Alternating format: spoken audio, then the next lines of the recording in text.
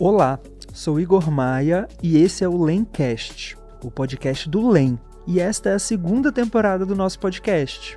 E para essa temporada, reunimos fazedores de cultura de todo o Espírito Santo. Neste episódio, vamos dialogar sobre materialidade e pertencimento. Acompanhe agora essa conversa. Muito bem, olá a todos. Estamos começando mais um episódio do Lencast.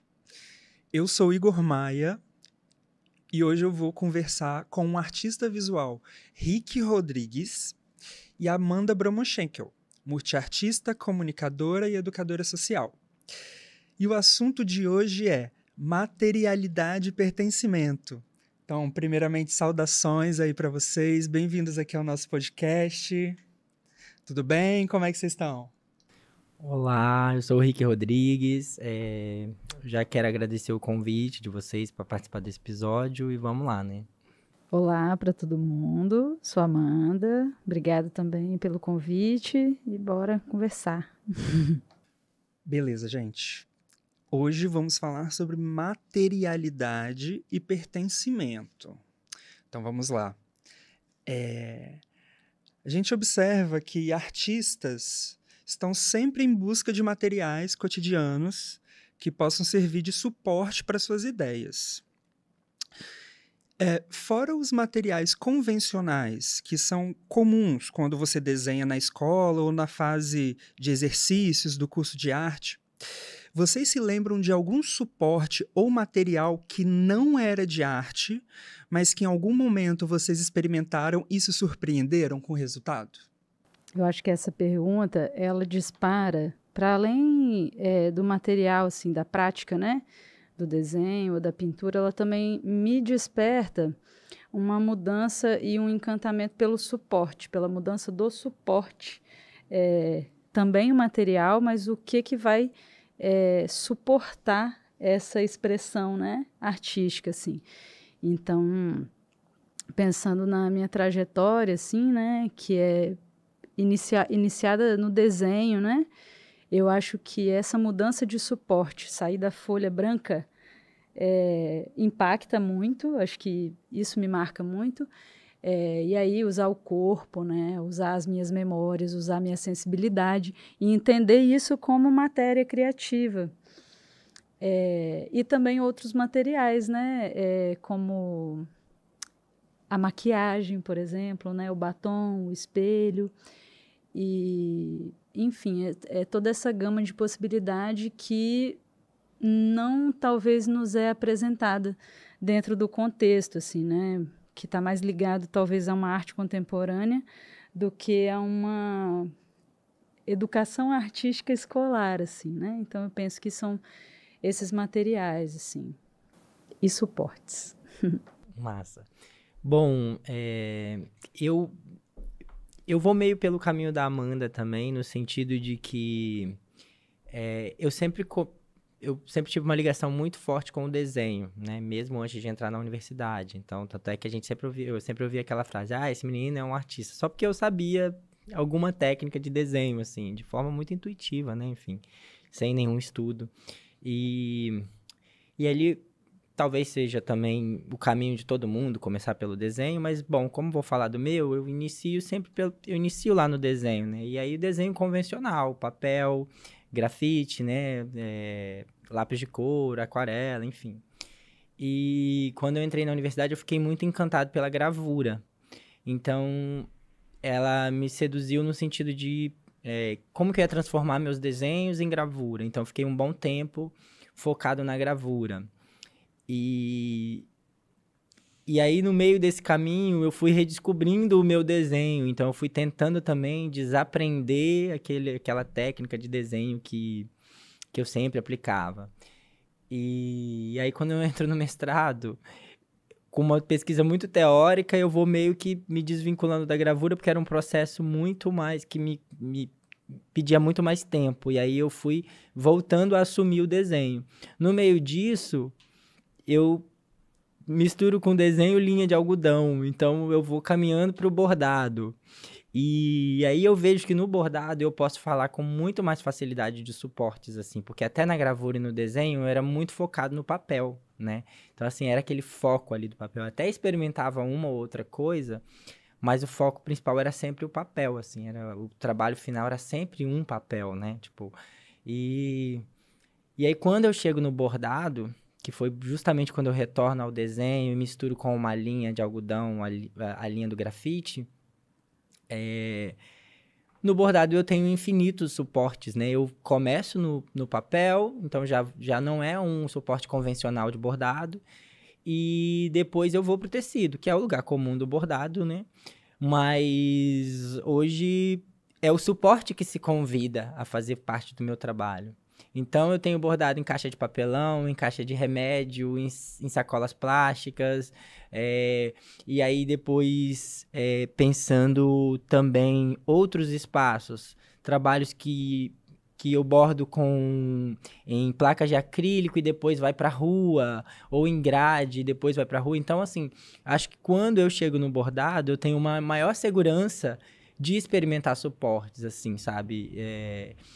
E claro que ninguém me proibiu de ir lá no desenho, na gravura, experimentar outros suportes, mas acho que o bordado me abriu esse caminho, sabe? Me iluminou esse caminho para suportes e lugares também, sabe? Porque eu já fiz, por exemplo, performance com uma linha de costura, que se chama Como Propor um Rio, porque eu via lá, eu estava fazendo uma residência em Tiradentes, e aí estava no período de chuva e eu observava muito que naquelas ruas que são todas de pedras, cria-se uns micro-rios, né? E eu sou muito de ver o mundo a partir de micromundos, né? Talvez para sobreviver.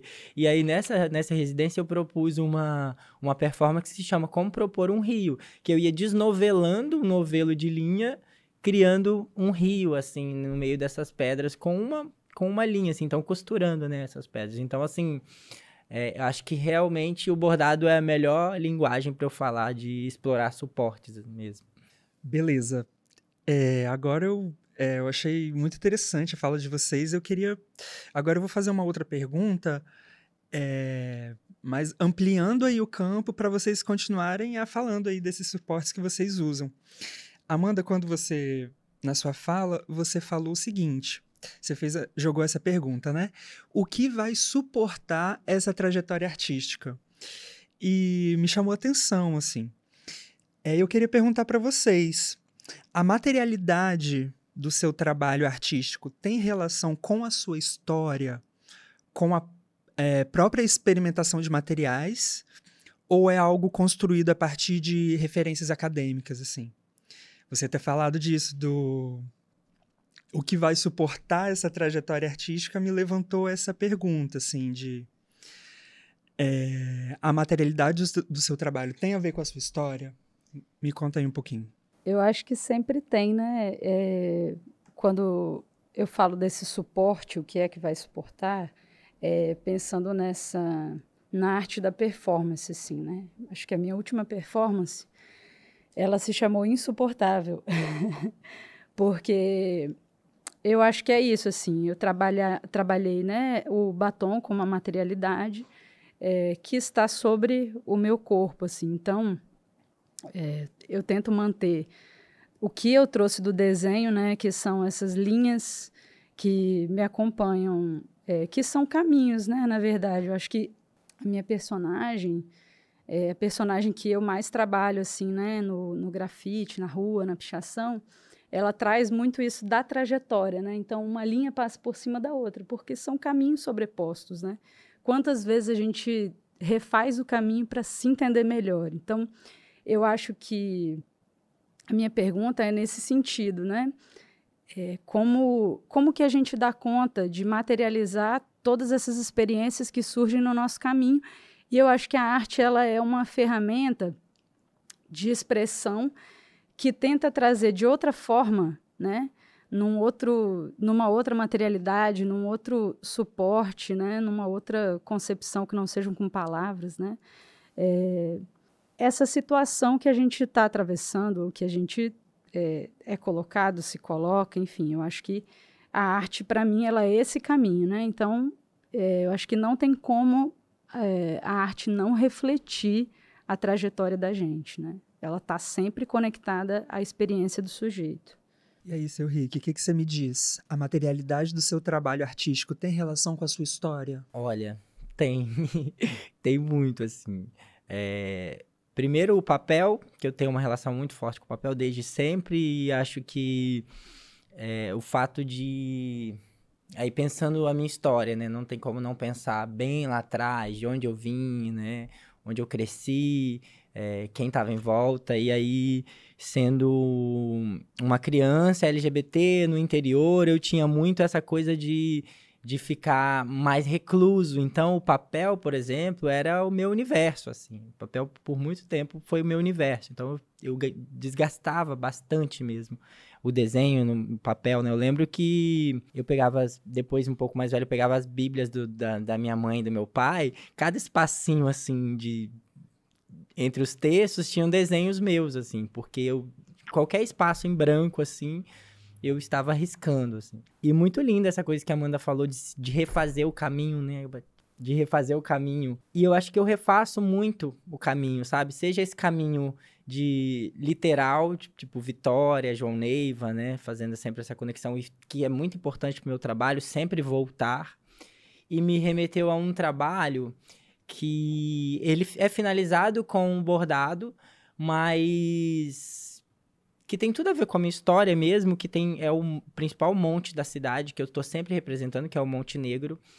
Mas ele tem muito... Ele se materializa na galeria, na moldura, enfim, na parede, com aquela linha bordada. Mas ele é tão aquele meu caminho do dia a dia, sabe? E de parar no mesmo lugar, fazer uma fotografia panorâmica que inicia nesse monte, em cima da mesma estaca da cerca, mas a cada dia que eu refaço esse caminho, e que o monte também é suporte, né? Ele é o suporte desse trabalho. O final é só esse bordado, mas ele é o suporte também, ele também é material.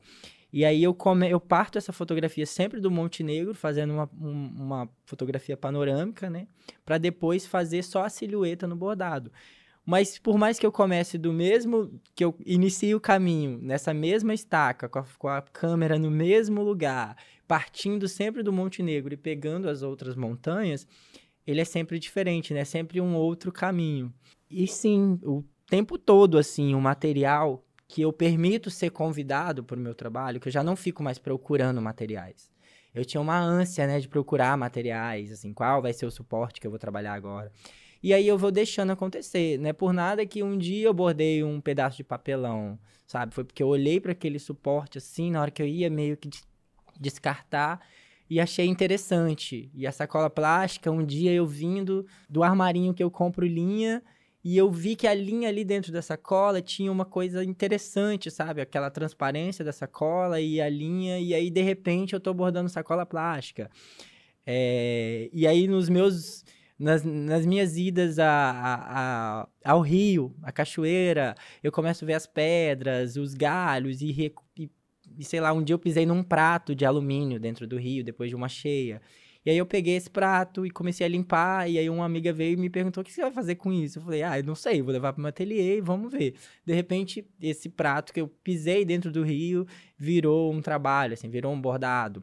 Então, mais uma vez, acho que agora que eu acho que o têxtil me dá essa liberdade também, ou segurança, não sei, e talvez seja a forma de eu fugir também do que é muito acadêmico, sabe? E aí, com essa segurança de experimentar mesmo, assim. E tem tudo a ver, né? Com arte e vida, né? Sim.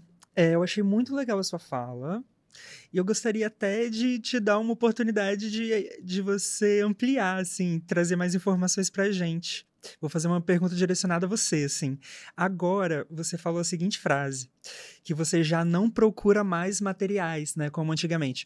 E alguns minutos atrás, você tinha falado a seguinte frase, que o suporte se convida a fazer parte do trabalho. Então, assim, trouxe aí uma explicação da sacola de plástico, né, do papel, mas gostaria de te ouvir mais, assim, como que esses materiais diferenciados vão surgindo, assim? Achei muito legal da sacola, eu gostaria que você desse mais algum exemplo, assim. Eu acho que tem tudo a ver com essa questão de... Com a pergunta sobre o suporte e a vivência mesmo, né? E ótima essa expressão da Amanda de suportar, né? Porque o suporte é isso, né? Suportar mesmo, assim. E eu acho que é porque os suportes mais comuns, mais entregues, que a gente sabe, a pessoa pinta. Ela vai procurar tinta, vai procurar pincéis, vai procurar lona, procurar tela, enfim, ou papel, enfim. E aí o desenho, vai procurar grafite, aquarela. E eu, por muito tempo, fiquei preso nisso. E isso não me satisfazia muito, assim, sabe?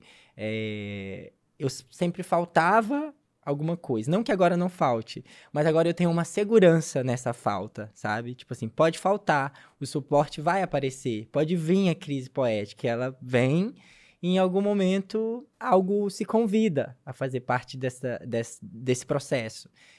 Acho que é muito nesse sentido. E aí... Com isso, o meu trabalho também ganha um salto. E não digo um salto que as pessoas acham maravilhoso, não é nada disso. Pra mim, sabe? Ganha um salto enquanto uma satisfação pessoal, assim. Ganha mais verdade pra mim também, sabe? Então, quando, por exemplo, eu misturo galhos com as minhas miniaturas, com os meus bordados, com outros objetos, de verdade, pode parecer que aquilo ali foi pensado perfeitamente para aquilo. Mas não, é muito da minha vivência. É muito de um galho, de uma árvore, que o meu pai me levava muito quando eu era criança. E aí eu comecei, depois de, basicamente, uma década depois que ele faleceu, eu passei a voltar a frequentar esse lugar sozinho. E aí eu vou para debaixo dessa mesma árvore, e ali eu encontro um ou outro galho, e não vou lá para buscar galho, entendeu? Mas esse galho ali olha para mim, não sou eu que olho pro galho, é o galho que olha para mim. E aí eu falo, interessante, vou começar a descascá-lo, não sei se eu levo, se eu não levo. E aí fui levando. E depois isso vai virando trabalho. Eu não levo pra, esse galho eu vou colar naquela caminha. Esse galho eu vou costurar nesse bordado. Não, assim, eu deixo ele quase que se movimentar e vir. Não, eu vou entrar aqui agora. Eu vou me costurar aqui, assim. E eu acho que eu tenho dado uma autonomia mais aos materiais, sabe? E aí, quando eu saio pra garimpar, a mesma coisa, assim. Já não tenho mais um foco. Eu vou garimpar isso. Que eu sou muito garimpador, né? De tecido, de objetos, de brinquedos, de miniaturas, enfim. Mas já não saio mais pra garimpar, assim, com um foco. Eu deixo que essas coisas, esses elementos... Falei assim, me leva pra casa, me leva pra ateliê, vamos fazer um trabalho junto. Gente, agora eu vou direcionar essa conversa para um lado mais coletivo, assim, da coisa, um lado mais comunitário, assim. E é o seguinte, falando de oficinas de arte, né? Nas oficinas de arte, para comunidades, é bastante comum um instrutor, que muitas vezes é o próprio artista, oferecer uma atividade que sensibilize os sujeitos e conecte a criança, o adolescente, o jovem com alguma técnica artística. Para vocês, qual é a importância dessa iniciativa no âmbito individual e coletivo, assim, né? De reunir grupos e propagar as técnicas artísticas. Se vocês puderem compartilhar alguma experiência de algum grupo que vocês... Algum momento que vocês realizaram alguma oficina com algum grupo, alguma experiência que ficou marcada, alguma observação que vocês tiveram ao realizar oficinas com grupos? Eu venho de formação de coletivo, né? Eu sempre fui muito articulador, eu digo mas assim, puxava uns amigos e tinha uns amigos que pensavam parecido, e a gente acabava se destacando porque, né, cidade pequena, enfim. Então eu sempre fui muito... um articulador cultural mesmo, e assim, de forma sempre muito intuitiva, sem nenhuma pesquisa, sem nenhum aparato, sem uma referência de artista ou de outros coletivos. E aí a minha formação, quando ela inicia por volta dos meus 16 anos, assim, que foi quando alguns grupos começaram a ir para João Neiva, fazer formação de teatro, de cineclube, outras oficinas. Então, eu venho também dessas oficinas, sabe? A minha formação, ela também inicia nessas oficinas. Então, eu sempre fui muito aluno, né, de oficinas, porque tudo que aparecia na cidade que era no sentido cultural, eu queria participar, porque era o que não tem esses incentivos lá. Quando chegava, eu queria participar de tudo. Então, assim, eu participei de coisas que hoje eu nem quero mais trabalhar, mas, por exemplo, foi bom quando eu participei. Por exemplo, eu já fiz Teatro do Oprimido. E eu fiz por muito tempo. E aí eu conheci Augusto Boal, eu levei meu grupo de João Neiva para apresentar na frente do Augusto Boal, num coletivo pequenininho, assim, dentro do CTO, que é o Centro de Teatro do Oprimido, né? Então, tipo, um pouquinho antes dele falecer, eu consegui levar o meu grupo lá de João Neiva para apresentar para ele uma peça que era de uma técnica que ele escreveu, que ele propagou, né? Então, toda a minha formação vem também desse espaço de oficinas coletivas, né? Aliás, eu lembro que minha primeira exposição institucional, que foi na Galeria Homero Macena, num espaço que eu sou muito grato, eu sempre gosto de frisar que a minha formação enquanto artista, mas enquanto cidadão, artista-cidadão, sabe? Ela também, a Homero Macena faz parte disso. Eu comecei a pensar que, eu trago meu trabalho para cá, eu trago meu trabalho para Vitória, levo para outro lugar, mas eu tô sempre ali em João Neiva. Eu vivo em João Neiva. O meu mundo é lá, tipo... não é que eu sou anônimo, mas eu sou só mais um, sabe? E eu amo ser só mais um, na verdade. E porque eu ser só mais um, a gente pode levar para o coletivo, né? Podemos ser nós, então, né? E aí eu lembro que na Homero... na parte das formações de professores, eu pensei, bom, eu preciso fazer alguma coisa para João Neiva, porque eu moro lá, sabe? Eu produzo lá, eu tô tirando as questões de lá, sabe? Eu só vou lá fazer o extrativismo e levar para dentro de uma galeria, sabe? E aí eu lembro que eu pedi que uma das formações de professores fossem só para professores de João Neiva. Então a gente articulou de trazer os professores de João Neiva para fazer a formação aqui, para justamente fazer a multiplicação dessa ideia, né, com as escolas em João Neiva. Então, a gente conseguiu fazer isso primeiro.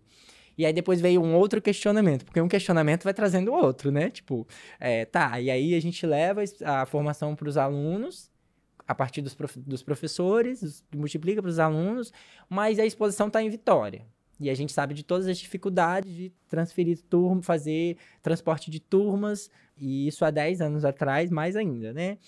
Então, era um outro questionamento. Os professores, mas e a gente vai mostrar o quê para os alunos? Porque a exposição está aqui, a gente está vendo, fazendo a formação dentro da exposição. A gente mostra o quê para os alunos? Então, eu tive a ideia de reproduzir parte da exposição em formato de outdoor.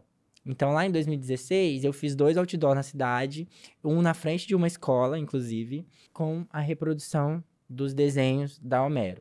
Então, eu comecei a pensar nas formações. Então, sempre que eu tinha um projeto que tinha um patrocínio, não era em João Neiva, mas o que eu posso levar para João Neiva? Então, acabou virando um costume, por exemplo, entre os professores de arte já tem uma espera para o que eu posso mostrar, sabe? Nesse último ano, 2024, eu consegui fazer 2 projetos muito interessantes pensando coletividade em João Neiva. Em João Neiva a gente não tem museu, não tem galeria, certo? Então eu já parto desse, a gente já pode partir a conversa daí. E aí mas a gente pode inventar espaço, a gente tem a rua, a gente tem paredes de rua, a gente tem muitos espaços. E tô cansado também de falar que João Neiva não tem museu e galeria, eu quero parar de falar também, sabe? Eu acho que eu já, inclusive, fiz minha parte de mostrar, gente, essa cidade não tem nada cultural. Cadê? Vocês vão fazer o quê? Sabe? Então eu vou fazendo o que eu posso, sempre pensando o coletivo, porque o coletivo dá força pra gente. Então, por exemplo, eu já conquistei os professores e os alunos, né? Então, eles estão sempre perguntando, o que vai rolar esse ano, sabe? Então, isso pra mim já tem uma mudança aí, sabe? E desses 2 projetos que eu fiz, só pra tentar ser mais sucinto na fala, o primeiro, eu fiz a formação com os professores, era uma exposição minha, dentro de um galpão que tá, digamos que abandonado há quase uma década, assim, que é o Museu Ferroviário, que tem, inclusive, tem um pedaço da linha de trem lá dentro, tem a Maria Fumaça, enfim. Mas é uma estrutura muito precarizada.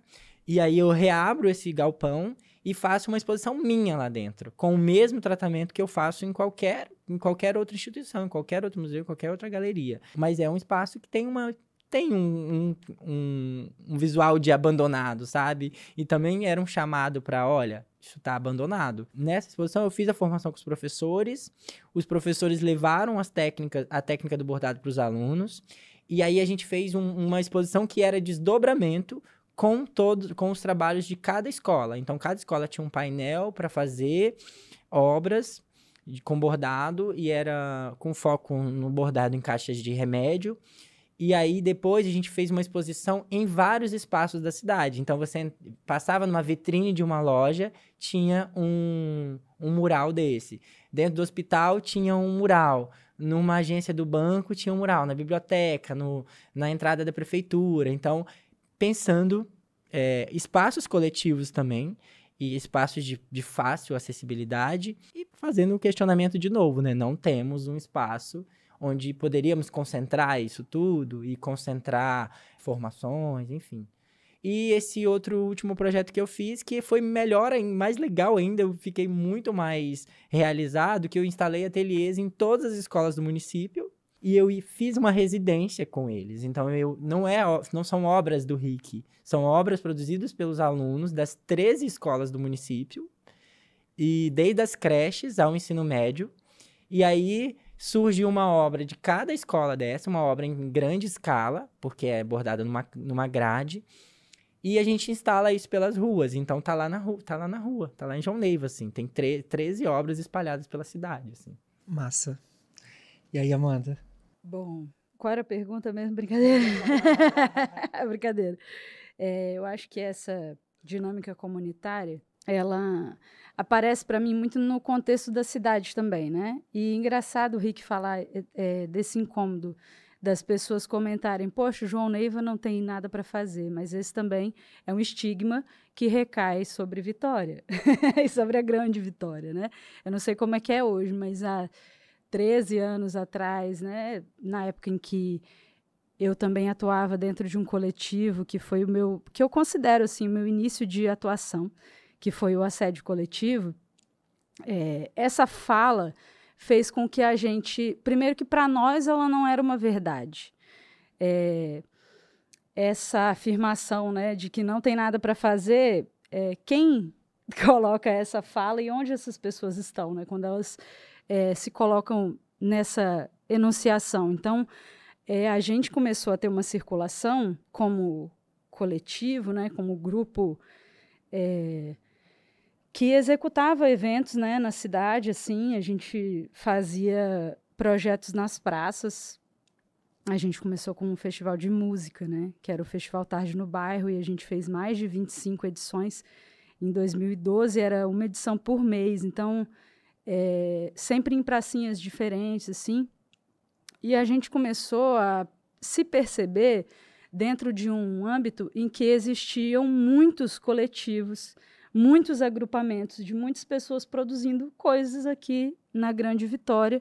Então, esse contato comunitário, ele veio como um convite, assim, de venha ver o que tem aqui, e não de traga alguma coisa para cá. Então, é sempre uma troca. Eu penso essa relação da oficina de arte ou da circulação artística sempre como uma troca, de não fazer para, mas fazer com. Então, a visão que eu tenho a respeito dessas coletividades, das comunidades, é isso, assim, que a gente, academicamente, existem pedagogias e processos educativos que colocam algumas comunidades como espaços vazios. E isso não existe. Sempre existe algo ali, ainda que seja um vazio proposital, um vazio intencional, uma política pública que exerce uma força. Se ela não é artística, qual é a força? Então, eu penso que esse espaço comunitário e a oficina de arte, por tudo que eu vi, que eu vivi, ela é uma latência, ela é uma potência em todas as comunidades, né? Sempre tem um sonzinho ligado, sempre tem uma rádio poste que dispara ali o que é a cultura e o que é a arte para determinado agrupamento, assim. Ou se a gente pensar numa outra instância, como um museu de arte ou um espaço cultural, um teatro, ele sempre tem uma ambiência, né? A arte, eu acho que ela tem várias dimensões. Ela tem visual, ela tem o tato, ela tem o cheiro, ela tem o som. Então, a gente pode se atentar e se valer disso para construir esses discursos e essas materialidades, né? Então, acho que a oficina de arte, é aí que ela se inicia, através desse encontro e desse diálogo, né? Beleza. Acho que vocês trouxeram umas observações bem interessantes. Eu vou fazer uma pergunta agora, como uma sequência desse papo que a gente está tendo agora. Tendo em vista que vocês trabalham em várias frentes de atuação, né? Tanto a Amanda quanto o Rick também trabalham em diversos suportes. Você se considera um ativista comunitário? Né, que a gente estava falando disso, né, da relação do suporte, da materialidade, os encontros formativos, comunitários. E assim, você hoje, enquanto artista, você se considera um ativista comunitário? Então, eu penso assim, em quantas comunidades eu já fui enquadrada e localizada, né? Acho que isso é interessante, porque existe um recorte aqui entre nós, por exemplo, que é um recorte de trabalhadores da cultura. Então, a gente, de alguma forma, conforma uma comunidade, no meu entendimento. Então, a partir desse ponto de vista, eu também faço parte de uma comunidade de educadores populares, faço parte de uma comunidade de professores, faço parte da comunidade LGBT. Por mais, e aí eu quero falar um pouco sobre essa comunidade LGBT, por mais que as siglas estejam juntas, né? LGBTQIA+, cada letra dessa é um universo dentro da sua especificidade, né? Então, partindo desse ponto de ativismo comunitário, sim, eu acho que eu me entendo como essa pessoa que pensa a comunidade desde o território onde reside ou do território onde nasceu, até essas comunidades que são subjetivas, né?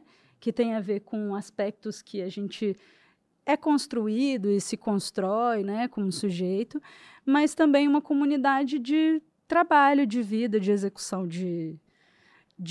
acho que a maior palavra é a vida mesmo, né? Ou talvez o cotidiano. Então, eu acho que eu gosto de pensar o cotidiano, então, sim, acho que me considero uma ativista comunitária nesse sentido, em diálogo com outros sujeitos das comunidades. Olha, eu até faço a resposta da Amanda, a minha também, mas eu tenho um certo, não sei se é medo de dizer, sabe, que sou ou que não sou.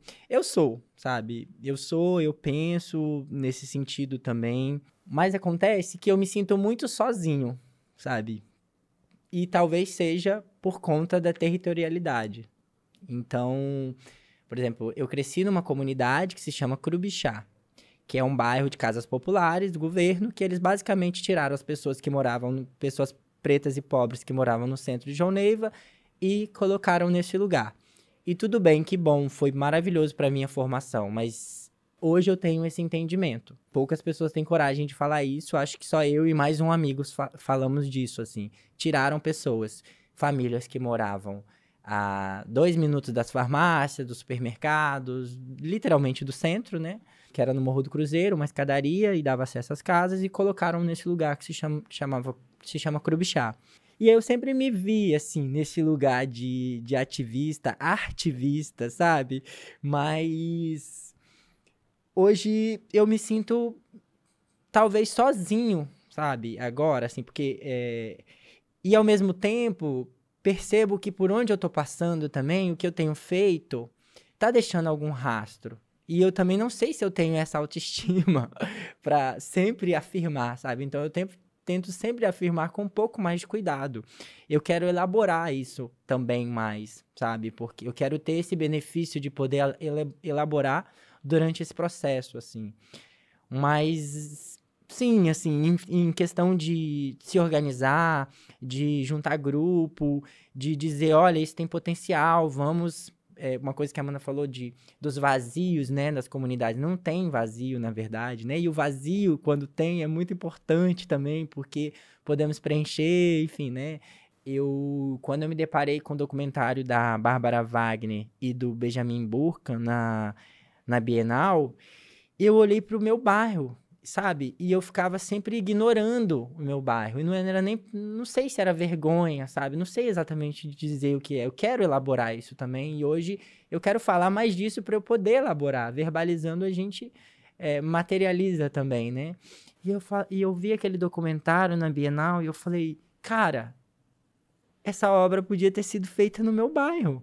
E tá aqui na Bienal, entendeu? Então, eu sempre tive esse olhar assim, né? Tipo, vamos nos organizar, mas talvez hoje eu me sinta um pouco sozinho, assim, sabe? Eu acho que a minha geração saiu muito da cidade, assim, todo mundo meio que foi embora, né? Por conta de oportunidades mesmo, não é uma crítica, tá?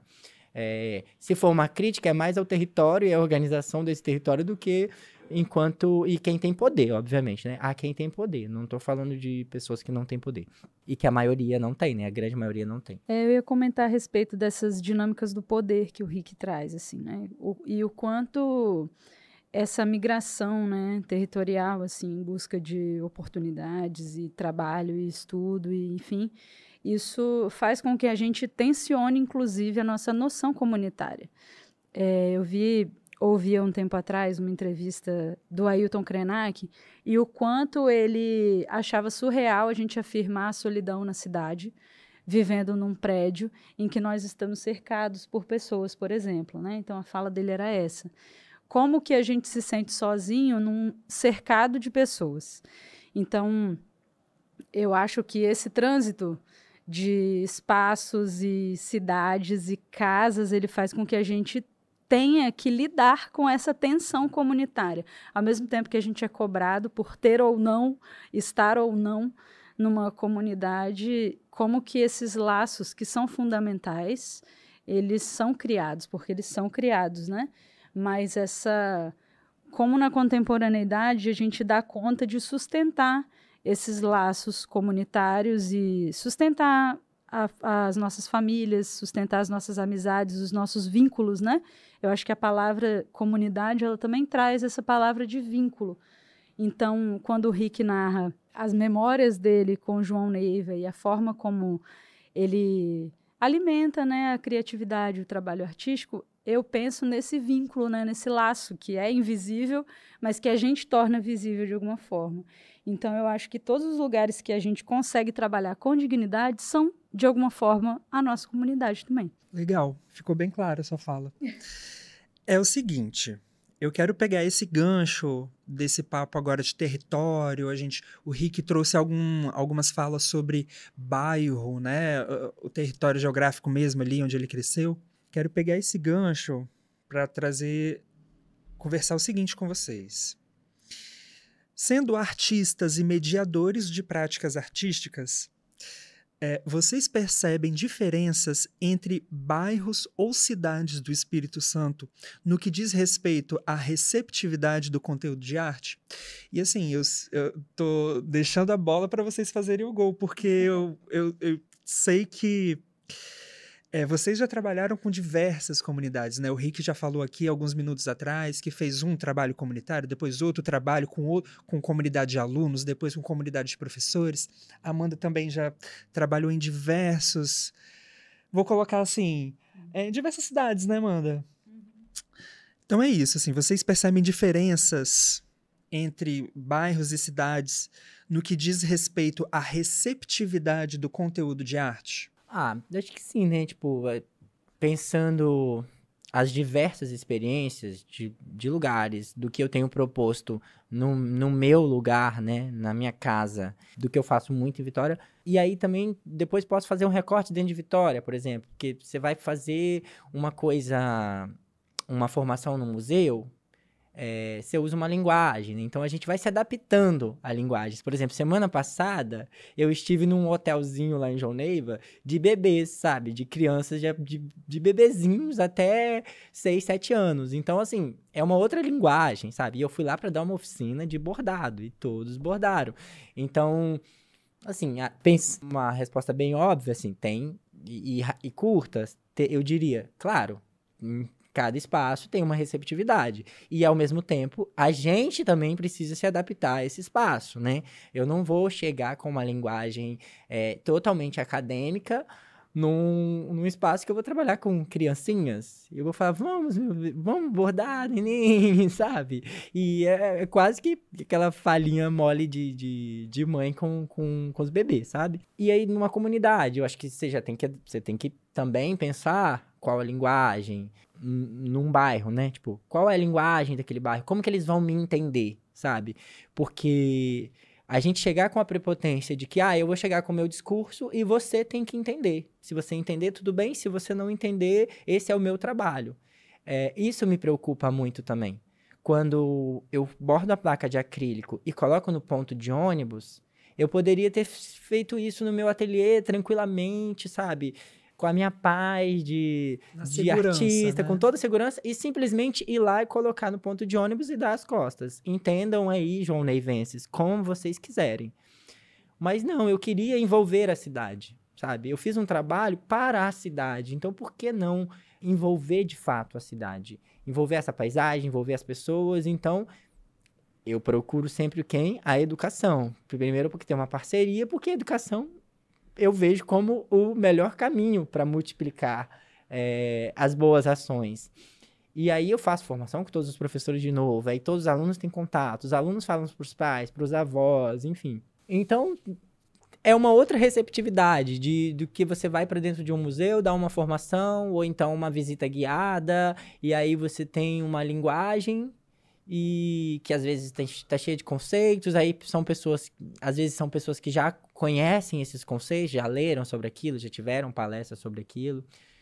Enfim, eu acho que a linguagem pode ser um bom caminho para pensar essas diferenças de receptividade, né? Porque às vezes a pessoa fala, mas fui dar uma oficina em tal lugar e as pessoas não se interessaram.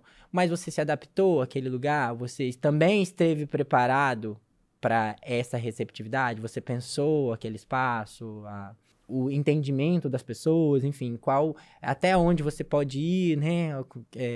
O que pode ser ultrapassado, enfim. Mas sim, de novo, né? Eu acho que cada espaço é um espaço mesmo. Assim. E aí você vai se adaptando, né? Beleza. Amanda, o que você nos diz? Eu acredito que tudo é diferente, né? Não só a receptividade da arte, mas o que se serve em cada lugar e em cada cidade. E em cada bairro de cada cidade é diferente, né? E aí eu sempre penso que essa interação com o conteúdo da arte, mais uma vez, o que é que naquele espaço onde eu estou indo é entendido como arte? Onde está a arte naquele lugar em que eu estou sendo convidada para fazer uma mediação, ou fazer um grafite, ou dar uma oficina? Então, eu penso sempre que, para mim, a conversa começa aí, né? O que é que existe já de latência e de entendimento a respeito de arte naquele espaço? Porque o que é que nós, afinal, estamos chamando de arte, né? Existe o mercado da arte e existe essa possibilidade de se expressar, né? De transformar materialmente um pensamento ou um sentimento. Então, eu fico pensando que o tratamento dado às pessoas é diferente, dependendo do território, né? E o que eu tenho visto é a ausência, né? Muita ausência de arte e uma máxima... o que está sendo mais servido, eu acho que hoje é a violência, sim. Infelizmente, em vários contextos, né? E aí as violências têm várias nuances, né? Porque pode ser violências de pessoas que estão em volta da gente, e às vezes com muita delicadeza, né? Eu quero seguir nesse caminho. Eu vou tentar adentrar um pouquinho mais nessa última pergunta. A gente estava falando sobre como que as comunidades recebem, né, o conteúdo da arte. E agora eu gostaria de perguntar para vocês especificamente sobre os materiais que vocês dois trabalham. Assim, o Rick, né? falando especificamente dos seus materiais e das oficinas que você ministra, como você tem interpretado o contato das pessoas com o bordado? Porque eu sei, acompanho seu trabalho nas redes, eu sei que você já ministrou diversas oficinas. Como você tem observado esse contato? As pessoas de diferentes faixas etárias acham curioso, se interessam ou demonstram alguma aversão? E para Amanda, eu faço a mesma pergunta. Você que trabalha com técnicas de arte urbana, e também já ministrou diversas oficinas, diversas formações para diversos públicos. O que você me diz sobre o contato do público com o material que você trabalha? Você já observou afinidades ou estranhamentos? Gostaria de ouvir vocês falarem desse contato do público. Afinidades e estranhamentos. Acho que as duas coisas, e foi bom você trazer esses dois termos. Eu já ouvi muito quem é essa artista, né? Porque veio a minha obra e pergunta, quem é essa artista? E eu assino um R para um lado, um R para o outro, né? Igual um lacinho, né? É um lacinho a minha assinatura. Então, não tem meu nome, né? Na verdade. Então, já começa por aí o estranhamento, né? Porque o bordado, a gente sabe, no lugar comum, ele é muito aplicado ao universo do feminino, do delicado, enfim, né? E por que homem não pode ser... delicado, né? Não pode mostrar suas emoções, enfim, né? Falar sobre seus afetos. E mais ainda, eu quero reafirmar isso o tempo todo. Eu quero muito falar sobre os meus afetos, sabe? Eu quero muito falar sobre os meus amores. Então começa o estranhamento aí. Às vezes começa dentro da galeria mesmo, assim. Quem é essa artista, né? E tudo bem, porque me ofende num grau negativo, assim, porque não me ofende em nada, sabe? Se for botar numa linha de grau de ofensa, não me ofende em nada pensar que eu sou uma artista, né? Enfim. E aí depois, quando penso os materiais, né, para cada oficina. Então, cada oficina também é um material, né? Eu tenho uma gama de materiais dentro do bordado. Como eu já explanei aqui, o bordado me deu essa liberdade, sabe? E essa segurança. Mas... E aí eu vou, de novo, me adaptando. Eu dei uma oficina em Tiradentes, numa instituição lá... Não lembro o nome agora. Mas, enfim, era uma instituição que trabalha com vários espectros, né? E também com vulnerabilidade social.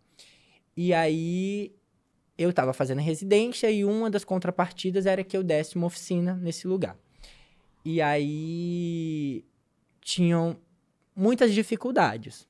Por exemplo, gente que não tem um domínio de pegar materiais, né, com muita precisão. Gente que fica falando, gritando o tempo todo. Então, criancinhas, enfim, né? Vários espectros mesmo. E aí, e idades, né? E reunidos nesse lugar, porque é um projeto social. E aí eu tive que pensar uma oficina para esse lugar. E aí eu pensei, bom, já descarto a agulha, né? E aí começa, eu vou dar uma oficina de bordado sem agulha. E aí eu lembrei que, por exemplo, o tênis que eu calcei hoje, a gente borda o tênis. Porque ele tem aquela parte durinha, né? O cadarço tem aquela parte durinha que você vai passando naquela trama, que são os buraquinhos, para depois amarrar, apertar e amarrar o tênis. Isso é um bordado, sabe? Isso é uma costura. E aí eu pensei nisso. E quais são os materiais que tem naquele lugar? Lápis, por exemplo. Lápis existe naquele lugar. Eles sabem usar lápis. É um material do cotidiano deles. E papel. Então, eu selecionei um papel com uma gramatura um pouquinho maior. E eles furavam com o lápis. A gente pegava a linha, passava a fita crepe na ponta, que fica durinho. E aí dá a possibilidade de costurar. Então, a gente produziu essa oficina de bordado, sem agulha, com a mesma estratégia do cadarço e sobre o papel. Então, é uma experiência, sabe? É um material, é um grupo e uma forma de adaptação. Mas aí, por exemplo, já dei oficinas que tinha, sei lá, um ateliê gigantesco, assim, de materiais de bordado, uma infinidade de materiais de bordado. Agulhas de tudo que é tipo, assim... oficina mais institucional. Oficina que eu peço para eles trazerem o material. Geralmente, quando eu tenho mais de um dia de encontro, eu faço uma introdução no início, ensino uma técnica de bordado e vou instigando através das minhas obras e de obras de artistas que eu tenho como referência, que tem o têxtil, mas mistura outras coisas mais particulares, e aí instigo a trazer outros materiais, sabe? Então, eu acho que tudo tem a ver, de novo, com essa adaptação, com a linguagem, com a não prepotência de achar que eu vou chegar com esse material e você vai entender, e você não pode trazer um outro material que você gosta, sabe? Ou que pode participar desse processo também. Não, cheguei com o material, é isso, vocês vão trabalhar isso e nada mais pode ser convidado para esse processo. Então, acho que tem a ver com essa... entregar também liberdade, sabe? Eu levo a técnica, mas eu também entrego essa liberdade. Bom, eu acho que eu trabalho com alguns materiais que são polêmicos, que é o spray, né? Principalmente, assim, no grafite. E dentro da abordagem da arte contemporânea, eu comecei a tentar entender a materialidade do batom e levar isso para as oficinas também. Então, o que é que recai, né? Sobre esses materiais, o que é que a sociedade já tem definido, né, de para quem manipula esses materiais, geralmente. Então, meu trabalho está dentro dessa questão, que é uma questão de gênero, né, e uma questão muito binária. Então, essa tensão de poder fazer ou não poder fazer, eu acho que ela é algo que é muito presente, e eu me identifico muito com a fala do Rick, assim, né, porque essa questão de quem faz é um homem, quem faz é uma mulher, ela sempre está presente em todos os nossos trabalhos, né? Então, ela também, ela é verbalizada a partir da materialidade. Então, quando eu trabalho o batom, adultos, né, têm algo já mais construído, então eles interagem com o material de uma outra forma e não tem muita barreira, porque já existe um entendimento, né? E uma concepção crítica do trabalho de arte. As crianças, elas são muito receptivas também, e eu acho isso fantástico. Quando não existe aí falando do batom, né? Nesse primeiro caso. Quando não existe uma receptividade, é muito interessante a gente escutar o que e o porquê não manipular aquela ferramenta, né? Eu não estou pedindo para ninguém passar batom. E eu acho que essa é a questão. A intervenção que antecede essa experiência é uma experiência de riscar o corpo e não riscar um papel. Essa experiência de 2 dimensões, né, que o papel traz, ela se transforma quando ela está no corpo. O corpo não é bidimensional, ele é amplidimensional, né? Tem muitas dimensões, muitas variáveis. Então, o que é a linha de batom sobre o corpo? Aonde, geralmente, esse batom está alocado, né? A gente sempre vê batom na boca das pessoas, das mulheres, né, principalmente, assim. Então, são essas tensões que eu trago no meu trabalho. Então, não tem como não ter uma tensão na hora de executar a atividade artística, porque em crianças, aí vou dar um exemplo, eu fiz estágio numa escola e foi numa época em que a gente estava tendo os ataques, né, nazistas nas escolas aqui no Espírito Santo. Então, eu estava trabalhando fanzine, estava trabalhando as minhas gravuras e estava trabalhando a minha performance, né? Meu trabalho com os estudantes que eu fazia a disciplina de artes, eu fui apresentando várias técnicas e propondo experimentações. Então, eu apresentei uma performance a partir do batom e dos espelhos, enfim. Foi muito doido ouvi-los, assim, né? Porque eles ficaram com medo por conta da cor, assim, do vermelho, e essa foi uma reação que eu também não esperava, né? Eles ficaram com medo porque parecia, de alguma forma, sangue também. Só que eu entendo que isso também estava atrelado à memória que estava sendo criada naquele momento histórico, assim, de ataque, né? Eu estava trabalhando numa escola que tinha sido invadida por um ex-estudante, entrou com uma besta, então todo mundo estava se sentindo muito ameaçado. Então, essa receptividade foi assim, né? Eles ficaram com medo, alguns se colocaram no sentido do material não ser um material de uso dos meninos, assim, mas a gente, numa conversa, vai desconstruindo também esses estereótipos e dentro da oficina de artes podendo trabalhar eles assim de uma forma mais tranquila e menos estigmatizada, digamos assim, né? O grafite, o spray, né? Falando dessa outra materialidade que também é polêmica,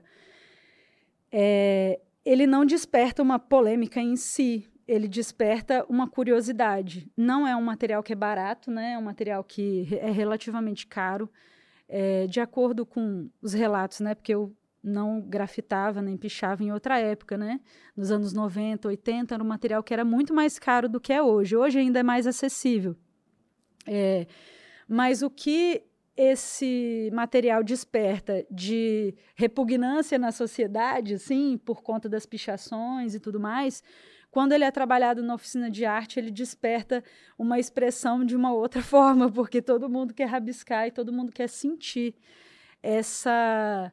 como é gostoso poder escrever uma palavra fora da folha de papel, né? Poder escrever algo numa outra dimensão e num outro suporte que seja maior. E não só a palavra, mas também o desenho, né? A pintura. Então, o spray tem uma receptividade maravilhosa, assim, né? Mas eu gosto de trabalhar sempre essas duas possibilidades, porque até nisso o gênero se coloca, né? Mas eu acho que dentro de uma das coletividades que eu faço parte, que é a Rede Mulheres Urbanas, a gente vem trabalhando essa coisa do gênero dentro do grafite de uma forma interessante também, né? E hoje é muito mais comum, talvez, você ver uma mulher manuseando uma lata do que anteriormente. Já tinham muitas mulheres que faziam isso há 10 anos atrás, né? Mas hoje eu acho que vem ganhando uma naturalidade maior. Acho que não é tão esquisito falar que tem mulher fazendo grafite, né? Mas foi um caminho e é um caminho árduo. Então, acho que é um pouco disso. Eu achei bem legal que você trouxe um ponto de vista do contato da escola mesmo. Rick, eu queria te jogar para você de novo essa pergunta, assim, e falando do meu lugar de professor de arte, assim, porque você falou que você teve que adaptar a sua oficina, a sua proposta, né, de materialidade para os públicos, né, que você trabalha. Eu queria te perguntar as oficinas que você fez em João Neiva com os alunos de escola, né? Qual foi a faixa etária? Como é que foi a relação dos alunos com o material, com a proposta? Nesse último projeto, aliás, esses 2 projetos que eu trabalhei em João Neiva em 2024, em ambos eu trabalhei com toda a rede municipal de ensino. No primeiro, a gente só não trabalhou com o ensino médio. Mas então a gente começa com as creches, que tem 2 creches, até o ensino médio. Então, assim, eu trabalhei com todas as faixas etárias que estão matriculados, sabe, nas escolas.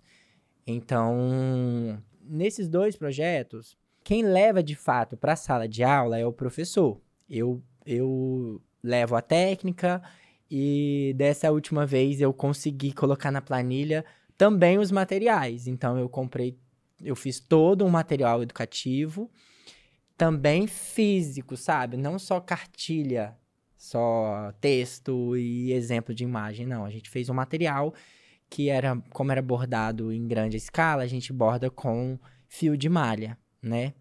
Ao invés de linhas convencionais. Então, cada escola recebeu uma caixa dessas caixas organizadoras com uma gama de cores de rolos de fio de malha.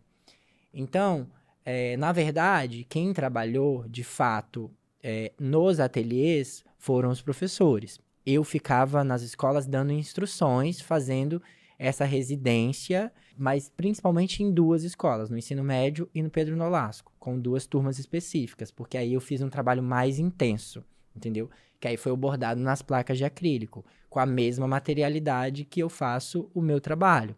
Eu fui lá ensinar eles, bordar com ponto cruz, numa escala maior, e tá lá no ponto de ônibus, no mesmo lugar que nasceu o meu trabalho. Então, a gente fez essa troca, né? A troca do meu trabalho pelo trabalho que eles produziram e eu estive em residência com eles, mas deixando claro que as obras são das escolas, é de cada turma que trabalhou. Mas eu fui dando instruções para esse trabalho especificamente, porque eu já tinha feito uma instalação em Teresópolis e em Nova Friburgo, que eu fiz uma estrutura de uma casa de 3x3, com uma altura de 3,5, então era uma casa mesmo, sabe? Uma mini casa, um cômodo, mas com telhadinho de 2 águas, como uma casa mesmo e porta. E toda a estrutura em volta de parede era essa mesma grade que eu trabalhei nos ateliês lá em João Neiva. E lá eu tive a experiência de trabalhar com qualquer pessoa, porque ficava no meio da rua, era quase que uma performance também. Eu ficava bordando essa estrutura durante o festival de inverno, e as pessoas que passavam na rua tentavam entender o que era aquilo e eram convidadas a também pegar o material e bordar. Então, tinha criancinhas de 2 anos, de 1 ano e meio, sabe? E a experiência era a seguinte: deixar a criança experimentar, sabe? É uma linha, uma grade sabe, grade de quase de galinheiro, assim, e deixar. Então, assim, teve uma criancinha que chegou lá, ela tinha, acho que uns 2 anos e meio, mais ou menos, assim. E ela ficava me pedindo pedacinhos de fio, assim, pedacinhos. E eu ia entregando, ela escolhia a cor, eu cortava o pedaço e entregava pra ela. Ela fez uma composição super interessante.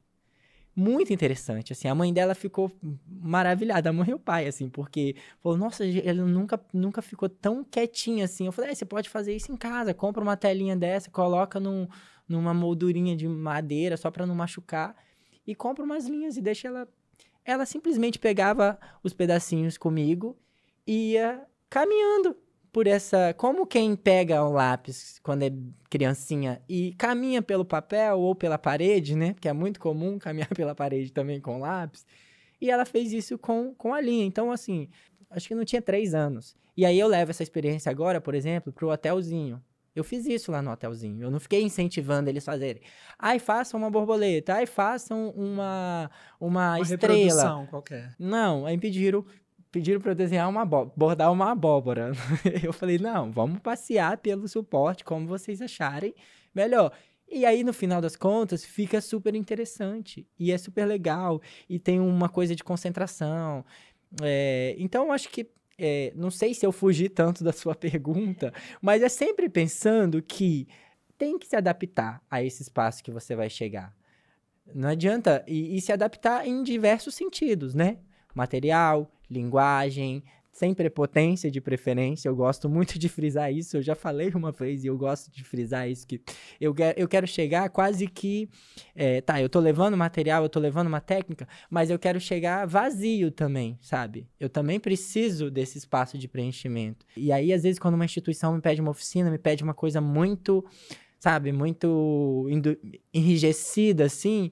Mas aí eu já peguei meio que um macete, assim. Então eu dou esse primeiro momento mais enrijecido para depois eu poder trabalhar isso, assim, de cada um poder compartilhar a sua questão, de cada um poder compartilhar o seu material. E a gente mistura isso com bordado. E aí a Amanda pode misturar isso com batom, pode misturar isso com grafite. Não precisa ser exatamente aquilo, porque as outras pessoas também têm outras coisas para entregar. Então eu uso esses espaços de oficinas, informações, também para receber, sabe? E não só para entregar. Eu gostaria de trazer uma outra discussão, mas ao mesmo tempo pegando um gancho, você falou uma frase muito legal que você estava falando, Rick, que da sua prática, né, lá com os alunos de João Neiva, e você levou a placa de acrílico para eles fazerem um bordado, e você falou que isso foi como fazer uma troca, que eles instalaram o trabalho não no ponto de ônibus, né, e foi como fazer uma troca do seu trabalho pelo trabalho deles.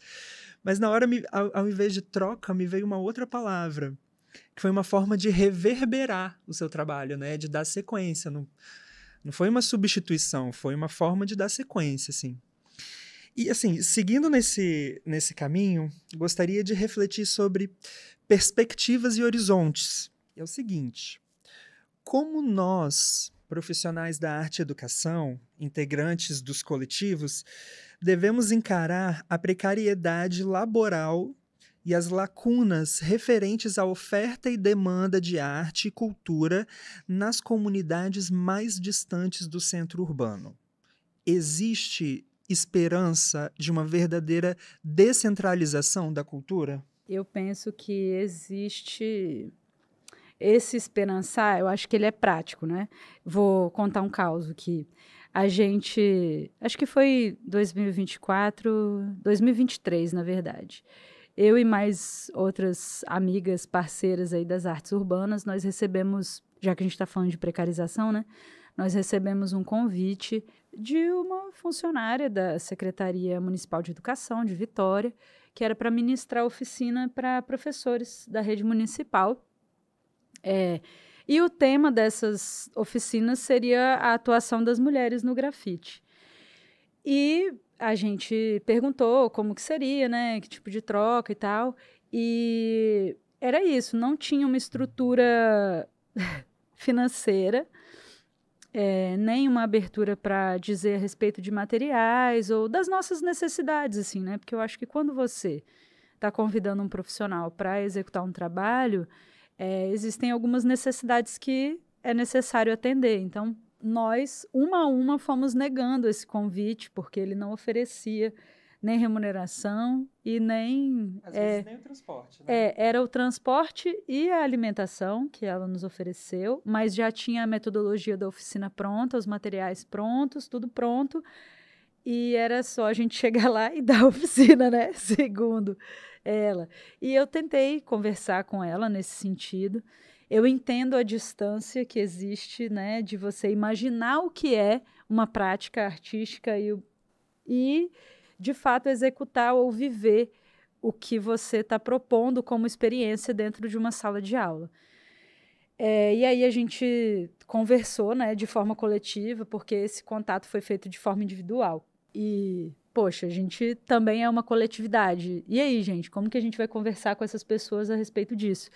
E aí a gente acabou escrevendo, né, uma proposta num edital da Lei Paulo Gustavo, em 2023, final de 2023, e ele só saiu agora, porque a gente ficou na suplência, saiu agora em dezembro de 2024, para a gente já executar com prazo até março de 2025, assim, naquela ânsia que são os editais, né?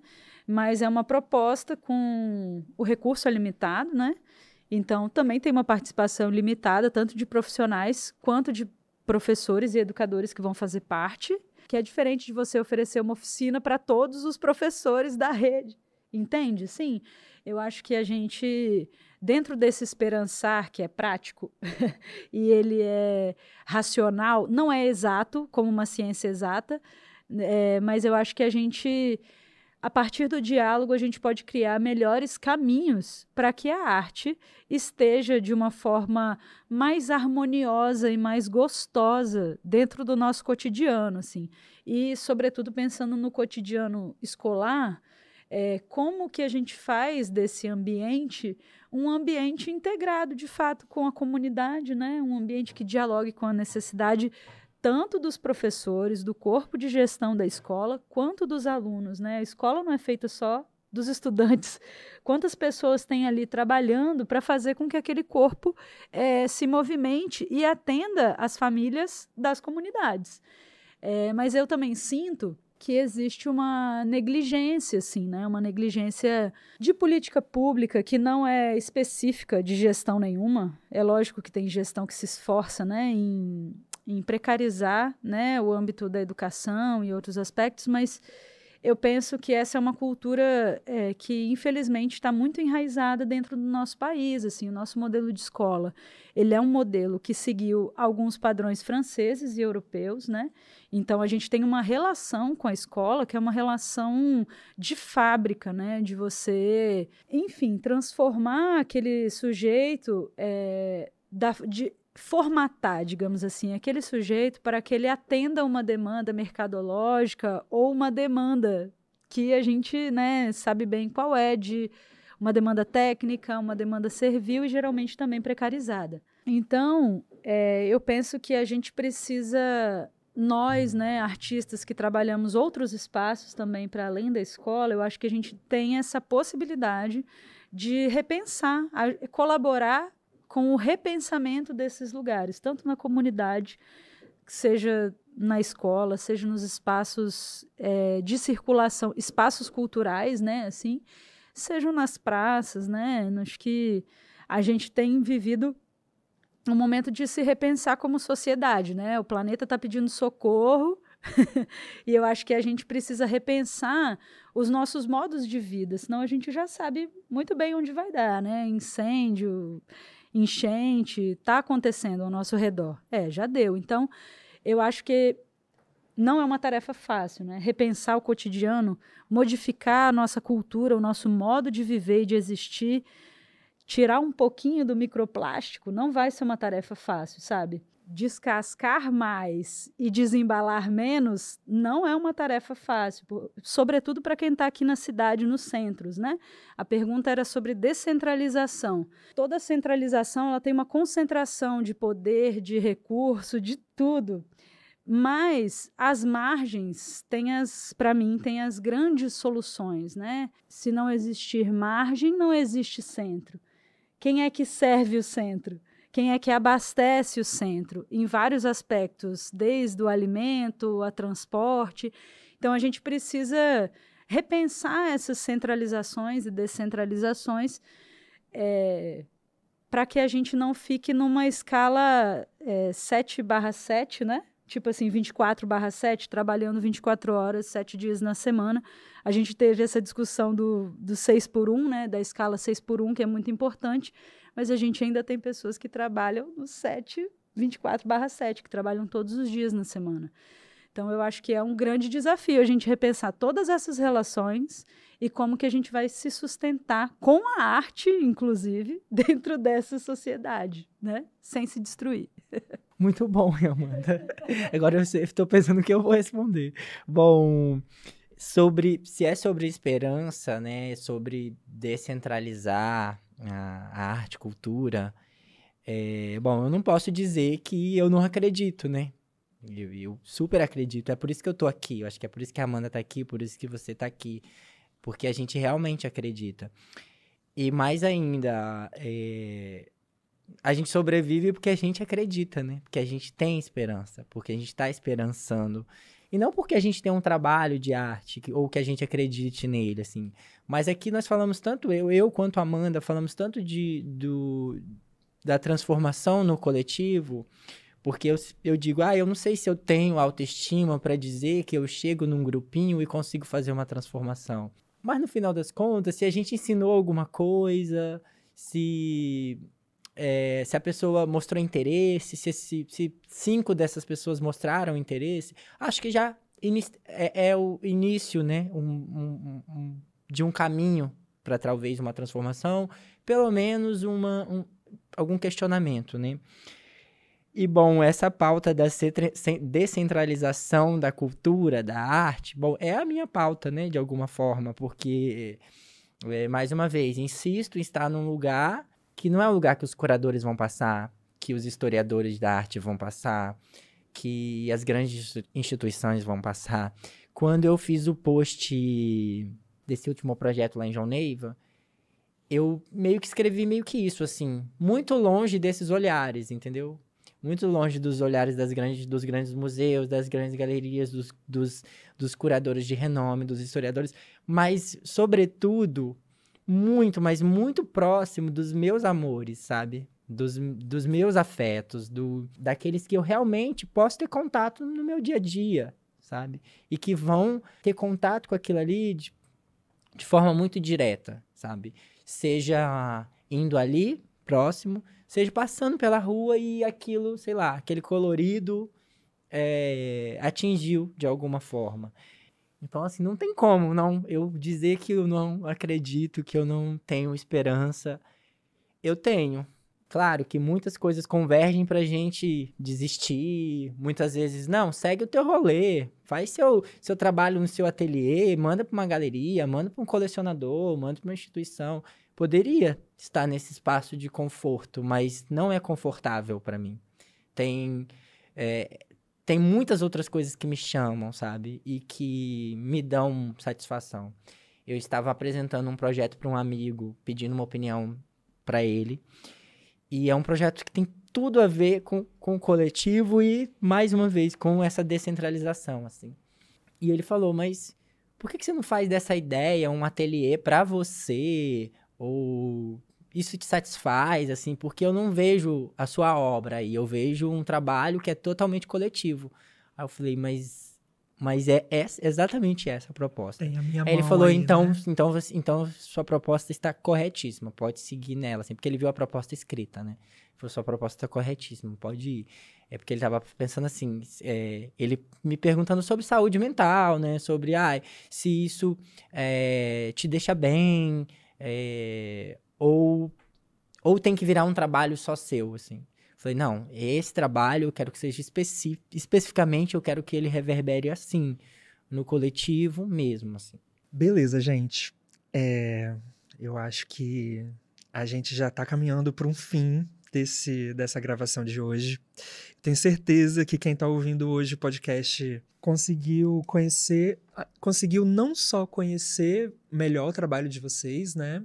Mas conseguiu entender melhor sobre essas relações de materialidade, pertencimento, comunidade, enfim. Pra gente encerrar, eu gostaria de fazer uma pergunta clássica, assim, que eu ainda não fiz. Então, aí vocês podem responder e também fazer suas considerações finais, tá? Pra gente encerrar. Por fim, eu gostaria de saber referências de vocês, referências artísticas. Eu não tive a oportunidade de perguntar antes, estou trazendo isso agora. Mas, assim, quando eu digo referências artísticas, referências também de vida, referências que trabalham diferentes materialidades e técnicas, referências culturais, referências sociais, locais, nacionais, enfim. Gostaria que vocês compartilhassem aí com a gente, com os ouvintes, as referências de vocês. Por muito tempo, eu fiquei buscando, eu acho que é comum, né? Buscando referências no macro, né? Tipo assim, os artistas que estão bombando no mundo, bombando no Brasil, as instituições. E agora eu tenho feito um outro caminho, assim. Primeiro que eu tenho muitas referências na música, e aí a minha régua de música, gente, ela é muito extensa, assim, tá? Então, quem me acompanha mesmo nas redes sociais sabe que eu gosto de... minha régua é muito longa, assim, pra pensar música. E acho que, de alguma forma, todas elas as músicas que eu seleciono, todas elas me inspiram. Sejam porque uma estética lembra o meu bairro, seja porque as gírias lembram esse lugar, enfim. Ou então porque uma música que me deixa mais confortável, que me dá uma inspiração para desenhar, para limpar a casa, para fazer coisas do cotidiano, enfim. Então, tenho muitas referências nas músicas.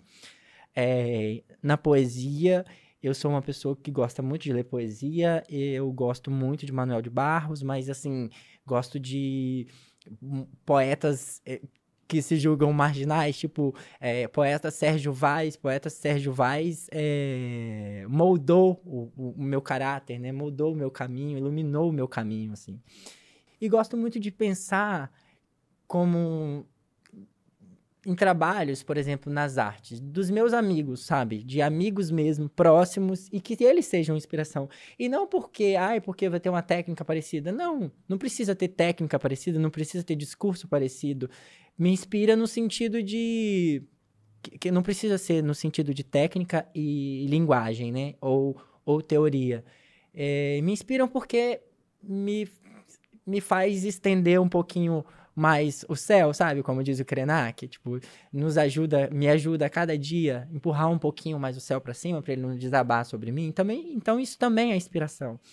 Então, eu prefiro hoje, quando eu dou referências de artistas, caso você queira nome, por exemplo, eu prefiro pensar em pessoas mais próximas, em pessoas que eu posso ter um contato, não exatamente direto, mas que eu possa ter um contato mais próximo, sabe?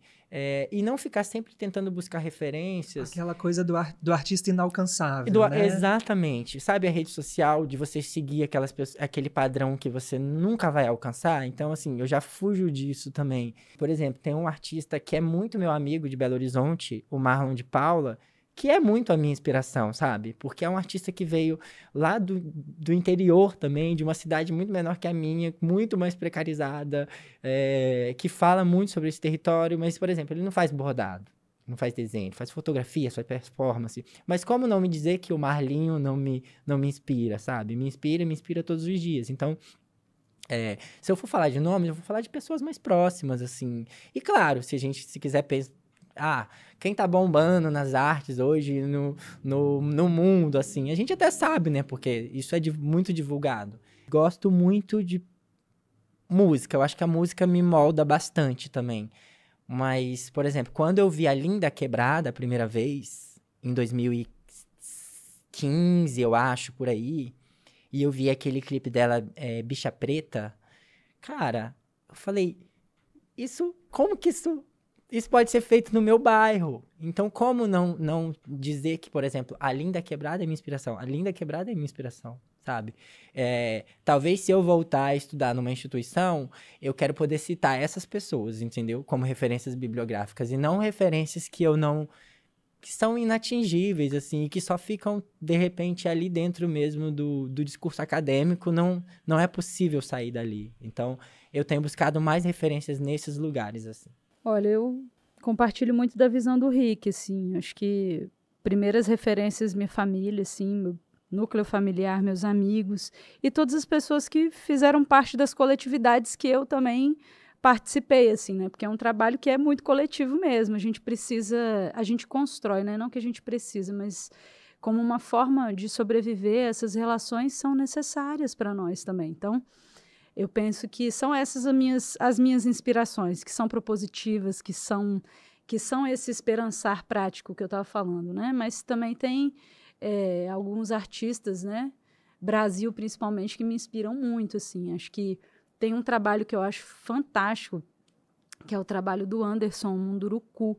Ele tem um pseudônimo, né, que é o Ira Sodoma, ele também trabalha com performance.